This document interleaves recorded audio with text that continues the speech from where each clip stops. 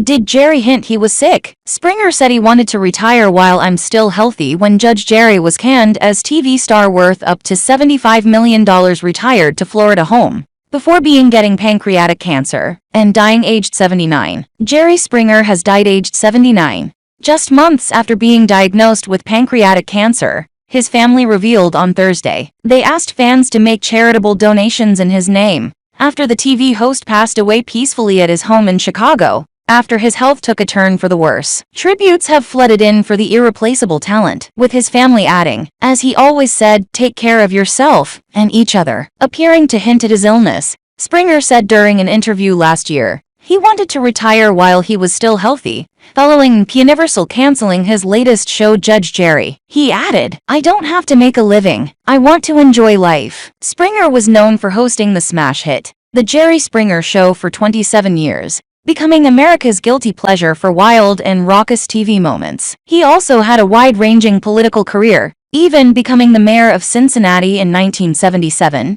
and even considered a run for Ohio state governor. Family spokesman Gene Galvin said, Jerry's ability to connect with people was at the heart of his success in everything he tried, whether that was politics, broadcasting, or just joking with people on the street who wanted a photo or a word. He's irreplaceable and his loss hurts immensely. But memories of his intellect, heart and humor will live on. On his Twitter profile, Springer jokingly declared himself as talk show host, ringmaster of civilization's end. He also contended that the people on his show volunteered to be subjected to whatever ridicule or humiliation awaited them. His audience would cheer his name, as his outrageous guests would get into crazy fights, with many expletive-filled rants being bleeped out. Springer called it escapist entertainment, while others saw the show as contributing to a dumbing-down decline in American social values. He often told people tongue-in-cheek that his wish for them was, may you never be on my show. His show was so popular in the 90s that he even managed to top Oprah Winfrey's program in several cities. The show went off the air in 2018,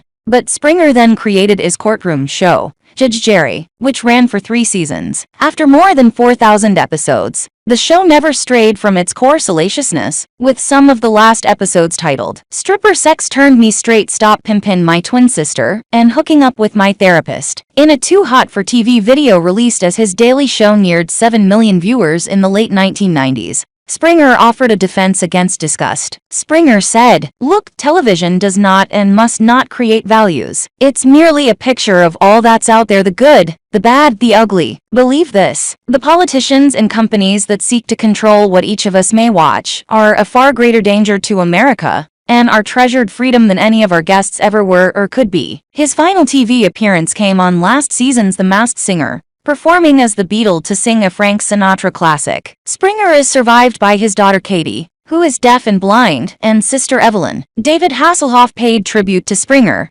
whom he described as a great friend in a tweet on Thursday. He said, I never thought I would lose a special friend who actually subbed for me as Captain Hook in the Wimbledon pantomime. He was a terrific person, and I am saddened by his passing. What becomes of a broken heart? TV show host Montel Williams reacted to the news of Jerry Springer's death saying, my thoughts and prayers go out to Jerry Springer's family. In another tribute, Piers Morgan said he loved working and joking with Jerry Springer, writing, geez, this sucks. TV icon and such an intelligent, warm, funny man. Loved working with him on America's Got Talent. Loved hanging out with him. We lived in same hotel for 2 years. Loved arguing with him. He loved his politics. Loved everything about him. Gutting. Former Fox host turned podcaster Megyn Kelly added, so sad to hear this. He came on my show shortly after we launched and told the best stories about his fascinating life and his deep love for America. The star was born in February 1944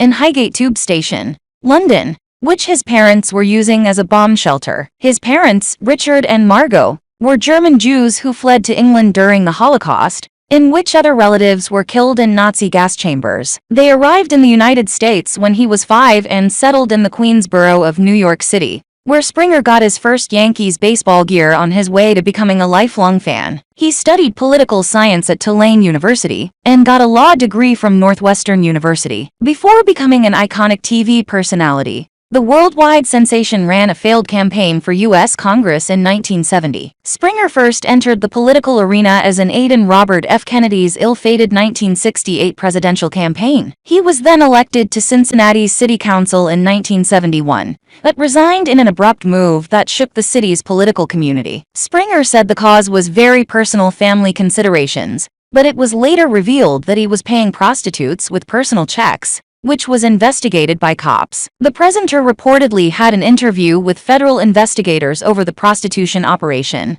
which saw him use the brothel, which was presented as a health club. He married Mickey Velton the previous year. The couple had a daughter, Katie, and divorced in 1994. Springer quickly bounced back politically, winning a council seat in 1975, and serving as mayor in 1977. He became a news anchor and commentator at WLWT, before taking on a new role as a talk show host in 1991, when he launched his iconic series. Along with co-anchor Norma Rashid, eventually helped build NBC affiliate WLWT-TV's broadcast into the Cincinnati market's top-rated news show. Springer began his talk show in 1991 with more of a traditional format, but after he left WLWT in 1993, it got a sleazy makeover. TV Guide ranked it #1 on a list of worst shows in the history of television, but it was ratings gold. It made Springer a celebrity who would go on to host a liberal radio talk show, an America's Got Talent star in a movie called Ringmaster, and compete on Dancing with the Stars. With all the joking I do with the show, I'm fully aware and thank God every day that my life has taken this incredible turn